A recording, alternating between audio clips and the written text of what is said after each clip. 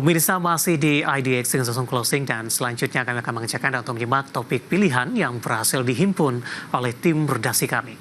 Di mana pemirsa investor mencatatkan pembelian bersih atau net buy untuk pertama kalinya setelah konsisten dengan aksi jual dalam 3 pekan perdagangan terakhir sejak awal April 2025. Terpantau asing mulai masuk ke beberapa saham seperti perbankan big caps jelang rilis kerja kuartal pertama di 2025.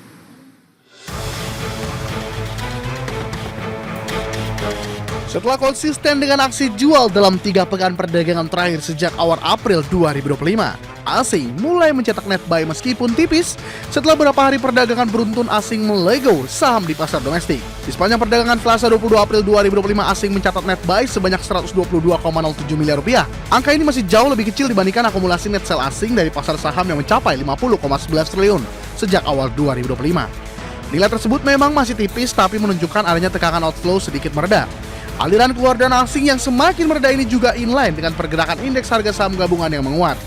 Saham PT Bank Sentral Asia Tbk, BBCA, dan PT Aneka Tambang Tbk, ANTM mencatatkan net buy terbesar masing-masing senilai 145,5 miliar rupiah dan 139,8 miliar rupiah.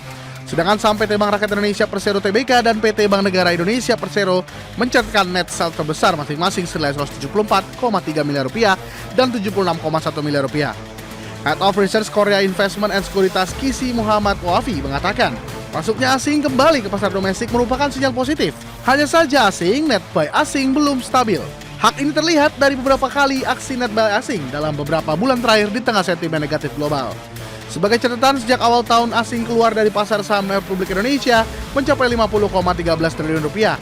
Rinciannya 35,05 triliun rupiah keluar dari pasar reguler, sementara sisanya 15,09 triliun rupiah keluar dari pasar nego dan tunai. Sejak awal tahun, tekanan terhadap pasar emerging market termasuk Indonesia memang meningkat. Akibat gejolak dari ketidakpastian tarif Trump, inflasi global mengetat, resiko perlambatan cut rate, sampai peluang Amerika mengalami resesi dan dampaknya pada perlambatan ekonomi dunia. Dari berbagai sumber IDX Channel.